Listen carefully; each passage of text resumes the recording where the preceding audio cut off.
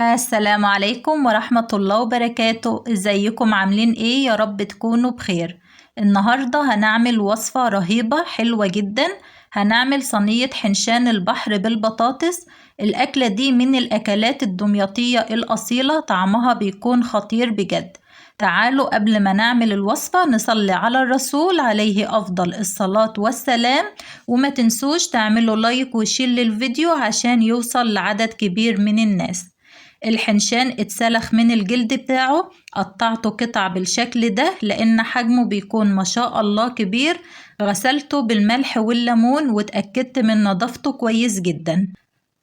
هنحتاج التوابل بتاعتنا: نص معلقة صغيرة من الكزبرة الناشفة والكمون والفلفل الأسمر والبابريكا، وكمان شوية كاري ومعلقة صغيرة من الملح. وكمان هنحتاج لعمل صينية البطاطس بصلة متوسطة وحوالي 4 فصوص من الثوم وفلفل أحمر حلو وأخضر ونص فلفل حار، تقدري تستغني عنه لو حابة. وبطاطس، والخضرة بتاعتنا عبارة عن شبت وبقدونس. أول حاجة هنبدأ نعملها إننا نتبل الحنشان ده. جبت كده الكبة ونزلت بالثوم والفلفل والتوابل كلها، وكمان هنزل بعصير ليمونة كاملة. التوابل زي ما قلت لكم: فلفل أسمر وكزبرة وكمون وبابريكا وكاري والملح بتاعنا. هنفرم كل ده في الكبة،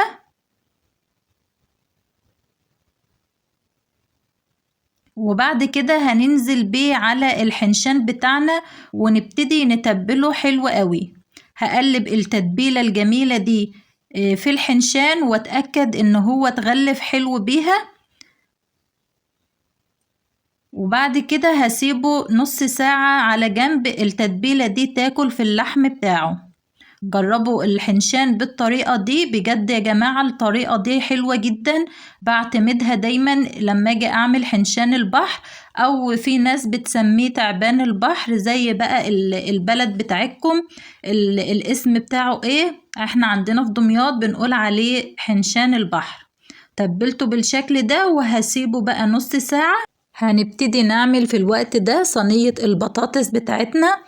قطعت كده البطاطس حلقات متوسطة، مش رفيعة وبرضو ما تكونش سميكة علشان ما تتهرش منك وكمان تستوى بسرعة معاكي.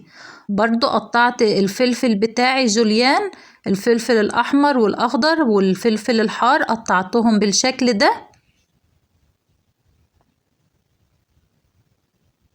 وفرمت كده فص توم واحد. انا ما كترتش التوم في الصينية لان انا متبلة السمك وحاطة فيه شوية توم. فرمته ناعم بالشكل ده.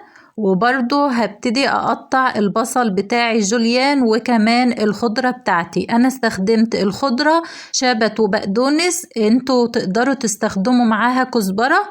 انا هنا في اليونان مفيش موجود كزبرة، من ضمن الخضرة يعني مش موجود كزبرة، فما قدرتش استعملها، بس انتوا تقدروا تستعملوها لو هي متاحة عندكم. بتاعت التست حلوة قوي وطعم حلو جدا لصينية البطاطس. قطعت كده الخضار بالشكل ده. عاوزة اعرف رأيكم، تحبوا الفيديوهات بتاعتي بالصوت ولا بالكتابة ان هي تكون صامتة؟ عاوزة اعرف رأيكم، تفضلوها صامتة ولا بصوتي؟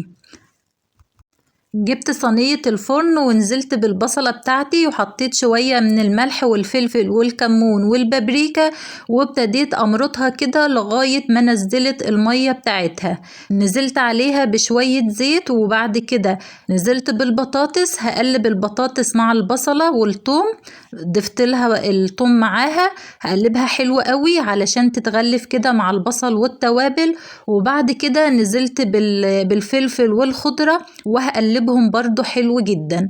الخطوة دي صدقوني بتفرق جدا في طعم صينية البطاطس. انا دايما بعملها كده وحقيقي طعمها بيكون خطير جدا. بعد كده ضفت عليها عصير الطماطم المعلب، تقدروا تستخدموا الفريش لو هو متاح عندكم، وزودتها شوية مية.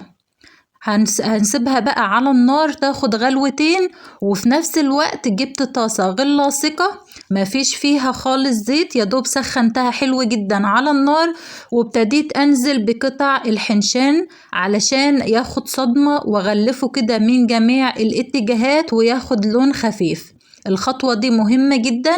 أنا هنا بصدم الحنشان علشان يحتفظ بالعصارة بتاعته ويكون جوسي كده من جوه، وكمان لما تيجي تنزليه في صينية البطاطس ما يتهراش معاكي. مش قادرة اوصف لكم قد ايه الريحة بتاعته خطيرة جدا.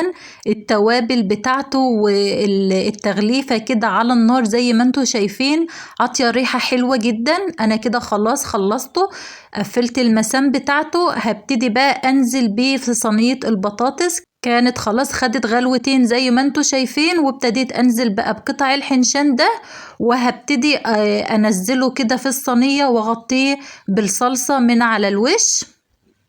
شايفين الجمال؟ وبعد كده هدخلها الفرن انا مسخناه. نزلت الشبكة تكون قريبة من النار لغاية ما البطاطس استوت وشربت الصوص بتاعها. فتحت عليها بعد كده الشواية، خدت لون خفيف زي ما انتوا شايفين كده، وده كان شكلها لما خرجت. حلوة جدا جدا، ريحتها بجد تجنن وطعمها فظيع. انا قدمتها مع رز ابيض وشوية سلطة. الاكلة كلها على بعضها كده مظبوطة، سواء التوابل او التسوية نفسها. تقدروا تقدموها مع رز بالشعرية او رز احمر لو انتوا حابين، وكمان ممكن تاكلوها بالعيش، بتبقى تحفة بجد. لو عجبكم الفيديو ما تنسوش تعملوا لايك وشير، وانتظروني ان شاء الله في وصفة جديدة واكلة جديدة من مطبخي، مطبخ فاطمة واسراره. دمتم بخير.